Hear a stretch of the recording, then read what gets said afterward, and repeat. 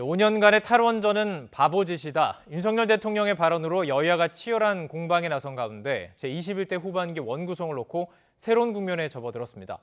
더불어민주당이 법제사법위원장 자리를 여당에 넘기겠다고 했지만 사법개혁특별위원회 구성을 조건으로 내걸면서 난항을 거듭하고 있습니다. 김경민 경희대 개건교수, 박창환 장한대 교수와 전국 상황 정리해보겠습니다. 어서 오십시오. 네, 안녕하세요. 예. 자, 가장 먼저 법사위 얘기를 조금 해보도록 하겠습니다. 지금 민주당 내의 의견을 좀 여쭙고 싶으니까 먼저 질문을 좀 드리도록 하겠습니다. 어떻게 보십니까? 지금 어쨌든 법사위원장을 넘기는 것을 양보라고 보시는지 아니면 실리를 위해서 혹은 약속대로 가는 것이다. 어떻게 보십니까? 저는 명분과 실리를 다잡기 위한 포석으로 괜찮은 한 수를 던졌다 이렇게 예. 평가하고 싶습니다. 예. 사실은 이제 법사위원장 배분을 둘러싸고 지금 한 달 가까이 국회가 멈춰서 있습니다. 만약에 이것이 길어질 경우에 다수 야당이 윤석열 정부의 발목을 잡는다 이런 프레임에 또 쌓일 수 있죠. 자, 이러다 보니까 법사위원장 어차피 이제 여당으로 갈 확률이 좀 있었기 때문에 통 크게 양보를 하고 대신에 지난 그 국회에서 전반기 국회에서 이 검수완 박 아직 이제 후폭풍이 남아 있는 상황입니다. 이거를 어떻게든 마무리를 지어야 되는 상황인데 실리를 챙기겠다 이런 명분과 실리 두 마리 토끼를 잡았다라고 볼 수 있는 거고요. 네네. 이 과정에서 또 하나 좀 눈여겨볼 지점이 민주당의 이미지 제고에도 굉장히 도움이 될 거라는 겁니다. 네. 그동안에 민주당이 이제 선거 패배 이후에 내분 양상에 휩싸여 있는데 네. 이 내분이 이제 권력 다툼, 밥그릇 싸움으로 비치는 게 지금 여야 모두 그런 현실이거든요. 자, 이랬을 때 먼저 우리가 모양새라도 양보하는 모양새를 대고 국회를 열자라고 이렇게 얘기를 한다는 거는 네네. 민주당이 민생 정당으로 가겠다라고 지금 비대위원장이 얘기해 놓은 상황에서는 예. 굉장히 좋은 한 수를 던졌다 이렇게 평가할 수 있는 거죠. 그러니까 민주당 안에서도 지금 저희가 그래픽으로 보여드리고 있지만 의견이 좀 분분한 상황입니다. 어쨌든 정치라는 것이 무엇인가를 준다면 가져오고 싶은 게 있을 거예요. 민주당에서는 그게 바로 이제 어떻게 보면 검수완박 법안을 완성하는 사개특위를 통해서 그러니까 한국형 FBI를 부르는 게 더 빨리 받아들일 것 같아요. 이걸 지금 빨리 시작하겠다. 지금 그 얘기입니다. 그런데 어쩌면 민주당 측에서는 이 정도는 받겠지라고 생각했을 수도 있을 것 같은데 권성동 원내대표가 노한 거예요? 네, 애당초부터 이걸 조건으로 걸고 얘기할 것은 아니라고 생각을 합니다. 예. 민주당 내에서도 1박 2일 워크숍을 통해서 워낙이나 민생이 중요하고 물가 등 경제 상황이 어렵기 때문에 여기에 이 거대 의석을 갖고 있는 야당의 비협조로 인해서 국회가 계속 공전하게 된다면 정치적으로 큰 타격이 입을 수도 있는 겁니다. 예. 그러니까 그런 측면에서 법사위를 애당초에 약속했던 것처럼 국민의 힘으로 내어주고 국회를 정상화시키게 되는 것이 민주당 입장에서도 할 수 있는 중요한 일이다. 그리고 실제 책임을 집권당이 국민의힘에 더 많은 부담을 주어지는 일일 수도 있기 때문에 민주당 내에서도 합리적인 의견들이 적지 않게 나타나는 것 같습니다. 근데 지금 자막 처리가 되면서 나오고 있는 것처럼 철험의 일부 의원들 또 민주당 내의 강경파의 의원들의 목소리들은 이를 결사 반대하는 것처럼 비춰지게 되는데요. 이게 단순하게 국민들을 대상으로 하는 국회 모습 이전에 지금 민주당이 가져가야 될 전당대회가 바로 목전에 있기 때문에 국민의 모습보다는 오히려 전당대회에 대한 당권과 권력 투쟁에 훨씬 더 많은 이해관계가 노출되어 있는 것은 아닌가 생각이 되고요. 그런 측면에서 조금 전에 박창원 교수님께서 굉장히 중요한 얘기를 해주신 것처럼 명분과 실리를 다 가져갈 수 있는 아님에도 불구하고 민주당이 선뜻 이 문제를 답하지 못하는 것은 결국 전당대회를 앞두고 있는 정치적 상황에 대한 고려 때문이 아닌가 생각합니다. 항상 전당대회나 선거를 앞둔 상황들은 조금 더 셈법이 좀 복잡해지는 경향이 있습니다. 자, 그런데 이걸 바라보는 국민들은 어떻게 생각할까요? 지금 한 달 가까이 멈춰서 있어요. 그런데 사실 일반 국민들은 일 안 하면 돈 못 받고 코로나 때문에 문 닫으면 못 받잖아요. 근데 지금 월급 다 챙겼습니다. 세비. 거의 1,000만 원 가까운 돈을 그대로 다 받았어요. 앞으로도 얘기도 해보겠지만 지금 출장도 가고요. 이거 국민 비판이 어느 쪽에 더 실릴 것 같아요, 양당? 지금 여론조사를 보면 양당 공의 책임이 있다 이런 쪽으로 좀 가는 것 같습니다. 자, 그런데 문제는 이것이 조금 더 길어져서 국민 실생활에 불편을 낳는 일이 만약에 발생한다 그러면 여권에는 굉장히 큰 책임이 될 수 있습니다. 왜냐하면 여권은 또 국정 운영에 무한 책임을 갖기 때문에 그렇습니다. 물론 야당도 비판을 받겠죠. 하지만 예를 들어 시급한 어떤 사안이 국회에서 미뤄졌다던가 또는 그것 때문에 예를 들어 세금이 덜 깎였다던가 또는 물가가 조정될 수 있었는데 못했다던가 만약에 이런 뉴스 하나가 나올 경우에 여당은 심각한 그 후폭풍을 맞을 수 있습니다. 무능하다. 무능력하다 이런 도대체 한 달 동안 법사위원장이 그렇게 중요하냐, 민생은 왜 뒷전이냐 이런 비판을 윤석열 정부나 여권이 고스란히 받을 수 있기 때문에 예. 저는 그런 점에서 민주당이 그것이 합리적이든 합리적이지 않든 일단은 타협의 모션을 취했다는 것 자체가 중요하다고 봅니다. 그러니까 예. 협상의 어떤 판이 만들어지는 것 이게 지금은 어떤 돌파구가 필요했던 거고 명분을 줬으면 일단 그 명분을 시작점으로 해서 협상을 해 나가서 여당 지도부가 네. 국민의힘 지도부가 이제는 좀 리더십을 발휘할 때다. 그래서 어차피 여소야대는 바뀌는 게 아니지 않습니까? 네네. 여소야대에서 어느 선까지 양보할 수 있는지 이번에야말로 좀 답을 해야 될 때다라고 봅니다. 만약 말씀하신 것처럼 국민 정서를 건드리는 어떤 이슈가 터진다면, 그러니까 지금 해야 되는 일이 많을 거예요. 물론 입법 활동도 해야 되겠지만 정부가 지금 움직이고 있고 지금 이런 중요한 상황 속에서 정부 감시 역할도 해야 되는 거예요. 대정부 질문도 해야 되는 것이고 많은데 민감한 이슈를 건드렸어요. 그럼 양쪽에서 또 서로 그쪽이 잘못했다라고 얘기할 거 아닙니까? 그 정치 공방은 계속해서 벌어질 수밖에 없고 예. 또 국민의힘 입장에서는 의석수에서 현저하게 차이가 나고 있는 상황이기 때문에 국회에서 벌어지고 있는 일들에 대한 많은 책임이 결국 야당이지만 민주당에게 그 문제를 제기할 수밖에 없는 상황이기도 하죠. 예. 그러니까 저는 민주당 입장에서 지난날 2020년 총선에서 대승리를 거둔 뒤에 미래통합당 당시 이제 국민의힘이 했던 모습들을 좀 반면 교사를 삼았으면 좋겠다는 생각이 드는데요. 당시도 협상이 제대로 이루어지지 않게 되자 김종인 비상대책위원장을 중심으로 상임위원장 전체를 전부 다 가져가라. 그러니까 심지어 국회 부의장까지도 국민의힘의 몫을 주장하지 않으면서 예. 전체 상임위원장을 다 민주당이 독식해 갔지만 결과적으로 그 당시 임대차 3법 등 일반 강행 처리 뒤에 나타나는 모든 책임과 부담을 민주당이 다 떠안게 됐습니다. 그러니까 지금 있는 상황에서 작은 이해관계와 이익에 예. 골몰해서 이러한 일들을 이어가게 된다는 것은 예. 민주당 차원에서 도움이 되지 않기 때문에 일단 집권당으로 국민의힘이 변모된 만큼 여기에 대한 책임 여부에 따라서 할 수 있는 역할을 주어지고 예. 그다음 잘못되거나 혹은 민생에 문제가 생기는 일에 대해서 책임을 물어도 늦지 않다고 생각을 합니다. 예, 알겠습니다. 정치인이기 때문에 정치는 사실 계속 만나서 줄 건 주고 받을 건 받는 형식으로 풀어나가는 게 과정이 꼭 필요하잖아요. 앞으로 다음 주에는 어떤 대화가 좀 오고 갈지 관심 가지고 지켜볼 텐데요. 꼭 짚어야 될 이야기가 하나 있습니다. 바로 이제 원전 이야기를 하기 전에 국회가 이렇게 멈춰 있는 사이에 원전 출장을 갔어요. 국민의힘 의원 1명, 민주당 의원 3명, 프랑스와 오스트리아로 출장을 다녀왔습니다. 이게 예산을 봤더니 한 6천만 원이 넘게 들었대요. 물론 이게 지금 상황은 아닙니다. 4월에 갔던 겁니다. 이게 지금 원전과 관련돼서 갔다는 건데 이게 왜 간 건지 좀 궁금한데요. 예. 네, 지금 저도 들은 얘기로는 예. 유럽의 프랑스와 오스트리아의 방사능 폐기물 우리가 이제 원자력 발전을 하게 되면 남는 폐기물이 있는 그렇죠. 거죠. 그 방사능 저준이든 고준이든 이제 폐기물이 나올 수밖에 없습니다. 네. 이 폐기물 시설을 갖다가 시찰을 하러 갔다 이렇게 지금 얘기가 나오고 있어요. 우리가 지난 대선 돌이켜 보면 커다랗게 이슈가 없었습니다. 그 와중에 논란이 됐던 그리고 확연하게 차이를 보인 게 탈원전이냐 아니면은 감원전이냐 또는 원전을 갖다가 활성화시키느냐 이것이 가장 큰 이슈였고 얼마 전에 이제 불과 보름도 안 됐습니다. 윤석열 정부에서 원전에 대한 또 발전에 대한 정책을 내놨는데 네.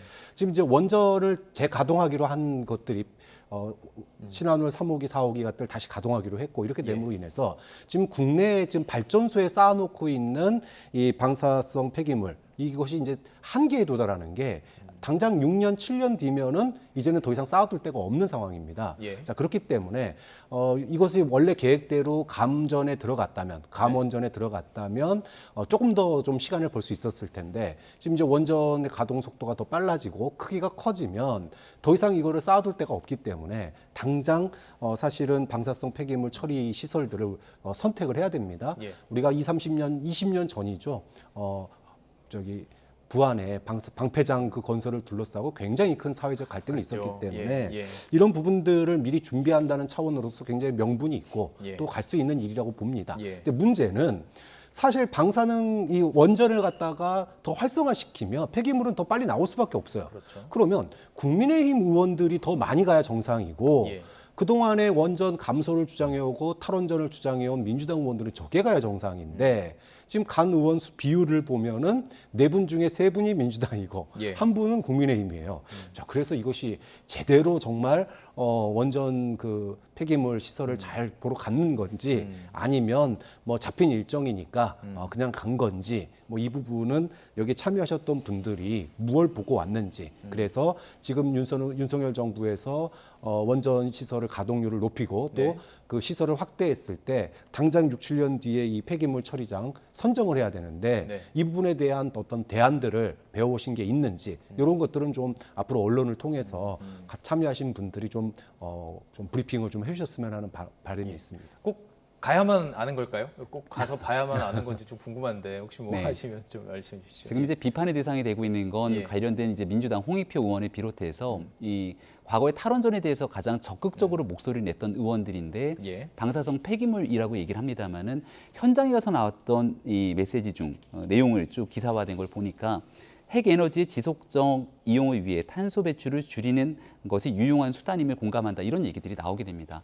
그러니까 최근 이뤄지게 되는 탄소 중립 등에 의한 대체 에너지로서 원전의 중요성들을 전 세계가 강조하고 있는데 이런 일에 대한 공감을 하게 된다는 것은 네. 지난날 문재인 정부와 또 민주당에서 주장해왔던 탈원전과는 결이 다른 목소리인 것입니다. 네. 그러니까 지난 4월이라고 얘기를 하게 되는데 정권이 교체되고 난 다음 인수위가 한참 진행되고 있을 때이기 때문에 그렇다면 정부의 인수위 최종적인 결과물들을 보고 어떤 방식으로 원전 정책들이 바뀌어 나간지를 확인하고 그다음 여야가 공히 이 내용들을 같이 국회에서 어떻게 입법 과제를 추진하면 좋겠는지를 바탕으로 나가는 것이 예. 가장 절차상 맞을 텐데 그동안 원전 문제에 대해서 다른 목소리 냈던 민주당 의원들 중심으로 외국에 나가서 수천만 원의 혈세를 투입하게 되니까 이거 의원들이 제대로 국민의 혈세를 이용한 것이냐라는 비판에 직면할 수밖에 없게 되는 것이겠죠. 네네. 현재 국회가 계속 공전되고 있으면서 각종 예산 집행 등에 대한 국민적 불신이 쌓여나가고 있는 터라 한두 가지 행동들에 대해서도 비난의 대상이 될 수 있는 만큼 예. 보다 명분 있게 의정 활동을 하는 일들의 중요성을 좀 간과하지 말았으면 좋겠습니다. 예, 민주당 측에서는 이게 뭐 탈원전, 그러니까 문재인 정부의 정책은 탈원전이 아니라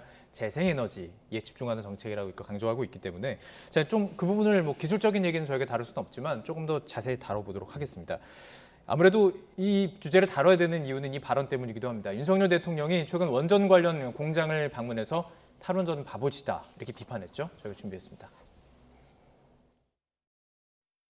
만일 우리가 지난 5년 동안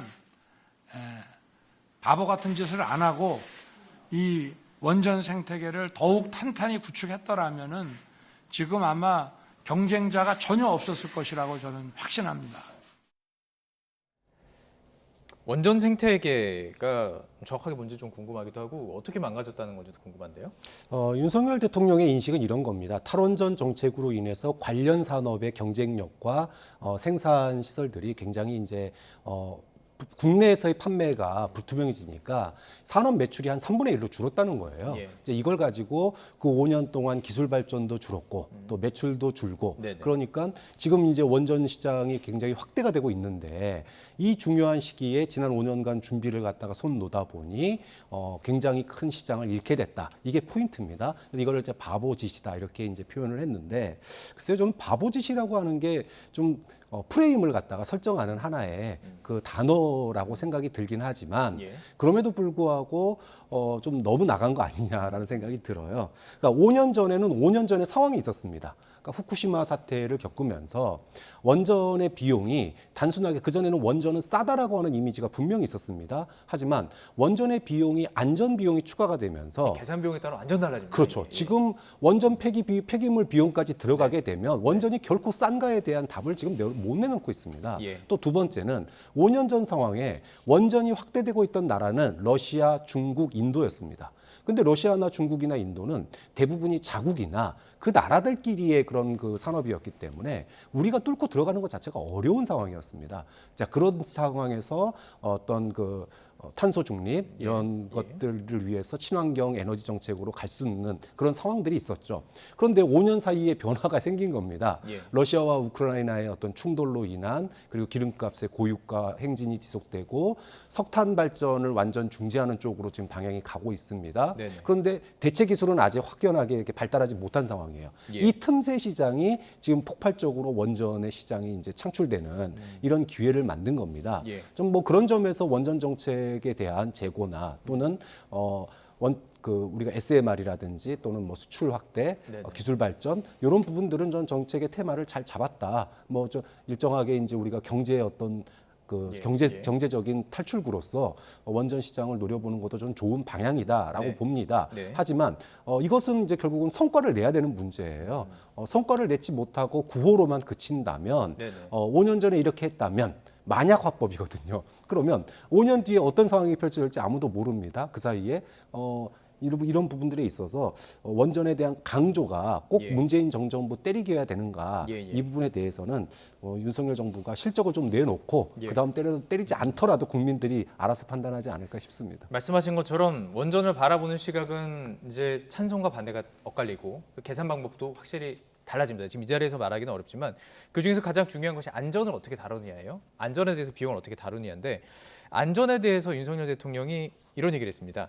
안전을 중시하는 관료적인 사고는 버려야 한다. 그러니까 여기서 말하는 그 안전이라는 게 정말 우리가 그 원전의 안전을 말하는 것인지 지금 경제적으로 너무 지금 위험한 상황이니까 뭐 안전을 생각하지 말고 좀 적극적으로 해라 이걸 얘기하는 건지 좀 모르겠지만 어떻게 들으셨는지 궁금하거든요. 네, 대통령이 아주 기본적인 발언을 하게 된 것이죠. 예. 원전에 대한 안전에 대한 문제는 당연히 기본적인 상식으로 가져가야 되는 일들일 겁니다. 네. 하지만 안 되는 이유만을 바탕으로 이런 일들의 관료적 사고에 매진이 돼 있는 순간 실질적인 원전 산업 자체가 위축될 수 있기 때문에 특히 지난 문재인 정부 5년간 이런 일들이 도처 일상화돼 있던 것 아니겠습니까? 그 평소 말투 잘 아실 거 아니에요. 대변인도 네. 하셨고 그 상황 속을 좀 들어가서 한번 설명해 주면 좋을 것 같아요. 어떤 그러니까 말투죠? 바보짓이라는 표현 자체도 네. 사실 윤석열 대통령이 쓸 수 있는 가장 편안하고 국민들께 쉽게 이해갈 수 있는 표현이라고 저는 생각을 합니다. 예. 왜냐하면 문재인 정부를 한번 기억을 해보시면 집권 초에 내세웠던 그 당시 선거의 공약 중에는 미세먼지 감축이라는 공약이 있었습니다. 네. 미세먼지 감축을 하기 위해서는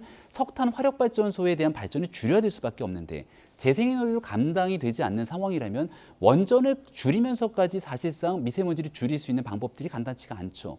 그러니까 이 모든 일들에 대해서 모순적인 정책들이 맞물려 있는 상황이기 때문에 네. 더군다나 전 세계적으로 기후변화에 따라서 탈탄소 정책들이 계속 힘을 실어가고 있는 상황이라면 원전에 대해서도 무리한 탈원전 정책을 추진하는 것이 상식적으로 말이 되지 않는 모습일 겁니다. 그러니까 이 모든 것들을 한마디로 축약을 해서 지난 정권에서의 탈원전 정책은 바보 같은 짓이다. 그러니까 현실 불가능할 뿐더러 그 예. 정책을 추진함에 있어서 예. 우리 산업 생태계까지 파괴시켰기 때문에 이런 일들을 좀 압축적인 의미로 표현했다고 생각을 하고요. 예. 특히나 지난 정권에서 월성 원전에 대해서 이 원전을 가동을 중단시켰던 일들에 대해서는 수사로까지 그 일들이 번졌던 일들이기 때문에 네네. 더더군다나 더 적극적인 대통령의 발언들이 나올 수밖에 없는 상황이지 않나 이렇게 생각을 합니다. 안전에 대해서는 지금 말씀하신 대로 그냥 상식적인 안전은 당연히 하는 것이다라고 얘기했을 것이다. 그러니까 원전에 예. 대한 부분들도 안전에 대한 부분들도 예, 마찬가지일 건데요. 당시 후보 시절부터도 얘기들이 쭉 나왔습니다만은 네. 안전한 내용들을 바탕으로 이제 원전이 설계가 되고 진행이 될 텐데 이 일에 대해서 굉장히 극단화된 방식으로 안전에 관한 문제를 제기하는 정치권의 인사들 혹은 시민단체 등에 대한 주장들이 있습니다.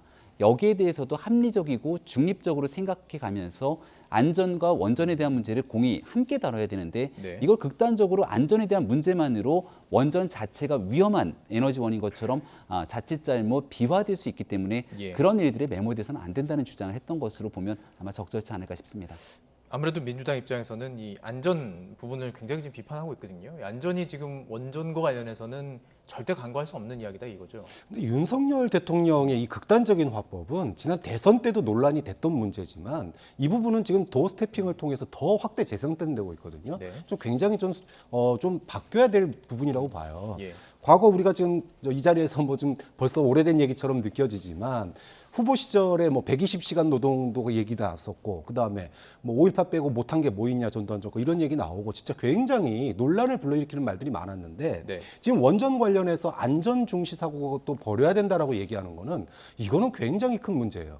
지금 원전이 그동안에 원전을 가장 안전할 것이다라고 얘기했던 나라가 바로 일본입니다. 일본의 원전을 배워야 된다고 그렇게 많이 얘기했었습니다. 저 어렸을 때부터 그 얘기 굉장히 많이 듣고 자랐어요. 근데 결과적으로 일본의 원전이 그렇게 폭발하는 후쿠시마 사태가 날 줄은 그 누구도 예상하지 못했습니다. 자, 일본에서 원자력 사고가 발생했다. 그것도 초대형 원자력 사고가 폭발 장면을 우리가 봤습니다. 예. 근데 그 후폭풍이 지금 끝났나요?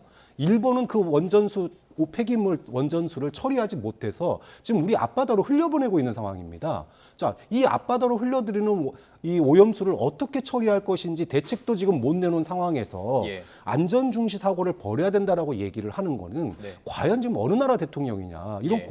의문점을 들 수밖에 없어요. 그러니까 제가 윤석열 대통령이 뭐 지금 이상한 얘기하고 있다 이런 얘기를 하고 싶은 게 아니라 너무나 극단적이라는 거죠. 말의 사례, 말의 예시가 안전 중시 사고는 굉장히 중요한 문제입니다. 지금 당장 우리 동해와 남해로 네. 일본에서 버린 그 오염수가 유출될 수 있고 몇 년 뒤면 흘러올 텐데 예. 어떻게 안전을 중시하는 사고를 벌입니까? 예. 그런 점에서 균형적인 시각이라고 하면은 저는 충분히 예. 아까도 원전 산업을 우리 수출의 하나의 정책으로 삼고자 하는 그 마음 굉장히 저는 지지해주고 싶은데 예. 이렇게 너무 극단적인 발언을 통해서 자칫 잘못된 시그널, 원전의 안전보다는 지금 경제성이 더 중요하구나. 그러니까 우리가 5년 동안 경제성은 무시하고 안전성에만 너무 무게를 뒀던 것이 문제라고 한다면 예. 지금 거꾸로 안전성은 무시하고 경제성으로만 가자. 이것도 문제라는 거예요. 좀 그런 점에서 합리적인 판단을 하는 게 중요하다고 지금 봅니다. 원전 이야기하고 있는데요. 제가 기회 잠깐 드리겠습니다. 네. 지금 속보가 하나 들어와가지고요. 전달을 해드리겠습니다.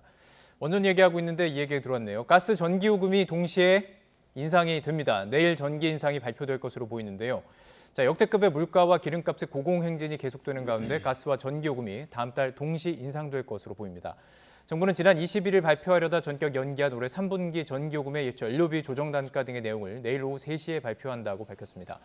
추경호 부총리 겸 기획재정부 장관은 오늘 한 방송사에 출연해서 전기요금 인상을 해야 한다며 차일피일 미룰 수 없기 때문에 조만간 적정 수준의 전기요금 인상안을 발표할 예정이라고 밝혀서 사실상 요금 인상을 사실화했었죠. 다음 달 전기요금이 인상되면 가스요금과 동시에 오르게 됩니다. 가스요금은 연료비 연동제에 따라서 지난 4월과 5월 연이어 인상된 데 이어서 7월과 10월에 추가 인상이 확정된 상태입니다.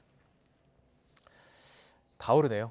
전기요금이 또 오르게 됐습니다. 예상된 일이긴 하지만 어쨌든 서민 물가에 좀 부담이 될 것은 사실로 보입니다. 자, 저희가 지금 어찌 보면은 두 가지 주제일 수 있는데요. 원전 자체에 대해서 얘기를 하고 있었고 발언 스타일에 대해서 좀 여쭙고 싶어요.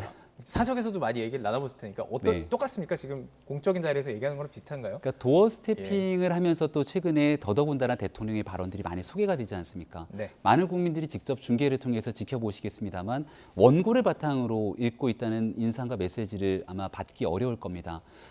선거 당시를 복귀시켜 보면 참모들이 많은 보고를 받게 되지만 결국 마지막에 카메라 앞에서 국민께 전달되는 언어에는 대통령의 인식 그리고 그 내용들이 바탕으로 정리돼서 국민들께 가장 편하게 설명할 수 있는 언어로 얘기하려고 하는 노력들이 있는 것 같습니다. 그래요? 예. 그러니까 보통 통상 대통령의 발표를 보면 써준 원고를 그대로 읽기 때문에 읽는 원고들만 읽는 것처럼 대통령에 대한 발언과 화법에 대해서 또 비판이 있었던 지난 정권의 사례들도 있습니다. 예. 아마 조금 더 편안하게 대화하고 소통하려고 하는 대통령의 의지들이 최근 들어서 도어 스태핑 등을 통해 나타나고 있는데 그러다 보니 발언들에 대해서 한두 마디를 이렇게 정리하고 따다쓰게 되면 이 내용대로 조금 과대 해석이 될 수 있는 발언들이 생길 수 있게 되겠죠. 그러니까 여기에 대한 안전에 관한 문제도 원전에 대한 안전은 가장 기본적인 조건으로 깔고 그 다음 추가적인 경제성과 그리고 산업에 대한 생태계 복원의 방점이 찍혀져 있는 겁니다. 예. 과거의 사례를 들게 되면 하나의 영화를 바탕으로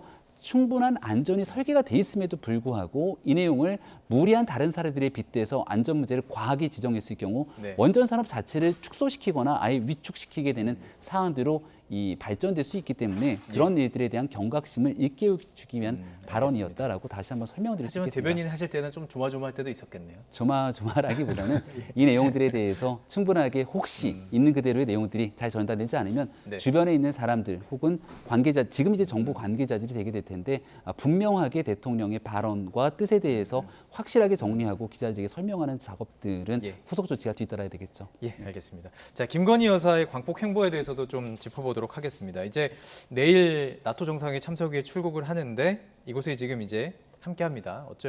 이렇게 외교 무대 데뷔전을 앞둔 셈이라고 이야기를 많이 하더라고요. 근데 요즘에 조금 광폭 행보를 하는 것으로 보여요. 어떻게 보고 계십니까? 뭐 언론에서는 조용한 광폭 행보 이렇게 얘기를 하더라고요. 네. 근데 사실은 뭐 할 수 있는 일이라고 봅니다. 뭐 예. 그러니까 전직 대통령 부인들 예방하고 또 환담하고 또는 이제 그 대통령 부부가 같이 동반으로 출장을 가야 되는 그런 외교 행사에 대해서 참석하고 이게 뭐가 문제겠습니까? 네네. 근데 문제는 본인들이 한 말이 있기 때문에 이게 참 논란이 되는 것 같아요. 저희가 이거 녹취 준비했습니다. 듣고 네. 한번 얘기하면 좋을 것 같은데요.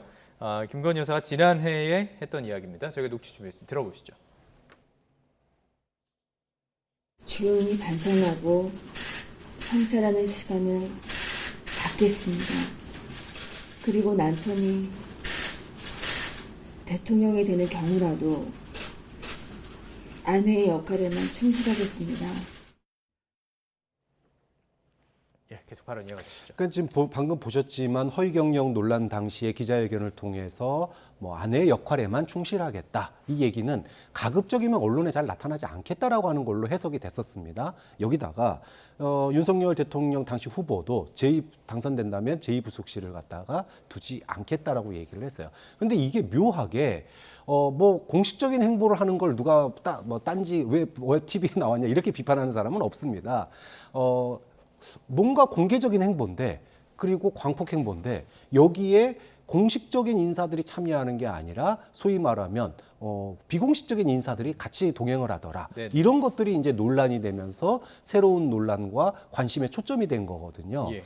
근데 이제 여기서 이제 핵심은 저는 저거라고 봐요. 국민들이 대통령 부인으로서 김건희 여사가 해외에 같이 동반으로 출장 가고 또는 어떤 공식 행사에 참여하고 이러는 거를 문제 삼을 저는 국민은 없다고 봅니다. 다만 그것이 공적으로 관리되고 기록되어져야 된다라는 거죠. 예. 만약에 공적으로 관리되고 기록되어지지 않으면 예. 사실은 대선 기간 중에 있었던 소위 비선 논란 이것이 또다시 터져 나올 수 있어요. 예. 그게 저는 최악이라고 보거든요. 좀 그런 점에서 지금 뭐 과거에 뭐 어떻게 약속했냐가 중요한 게 아니라 대통령 부인으로서 해야 될 일이 분명히 있다. 다만 그것은 철저하게 24시간 공인이기 때문에 예. 일정부터 만나는 사람까지 관리되고 기록되어져야 된다. 그래야지 나중에 역사가 지나서 김건희 여사의 행보를 평가할 수 있는 거지. 지금 뭐 하나하나 가지고 트집 잡고 네. 뭐 하지 마라 해라. 이거는 의미 없는 일이라고 봅니다. 예. 나토 정상회 공적인 행사이기 때문에 공적으로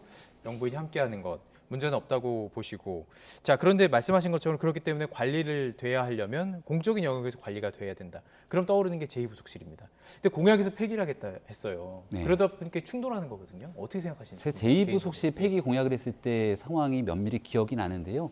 당시에는 제일 처음 청와대에 관련된 공약을 했을 때는 민정수석실에 대한 폐지를 공약을 했고 그때는 청와대에 대한 인원들을 감축하겠다는 공약을 또 했고 네. 수석 제도를 없애겠다고 얘기했고 나중에는 청와대를 떠나서 구중궁과 청와대를 떠나 밖으로 나오겠다는 공약까지 하게 됩니다. 예. 이 모든 것들이 함께 어우러져서 이루어지게 되는 일인데 저는 여전히 제2부속실이라고 하는 과거의 오래된 관행에서 비롯돼 있는 제도기 때문에 예. 이 문제가 김건희 여사에 대한 내용들을 떠나서 청와대를 훨씬 더 지금 이제 대통령실이 됐는데 탈권위적으로 만들어가는 공약의 일환이라고 생각을 하고요.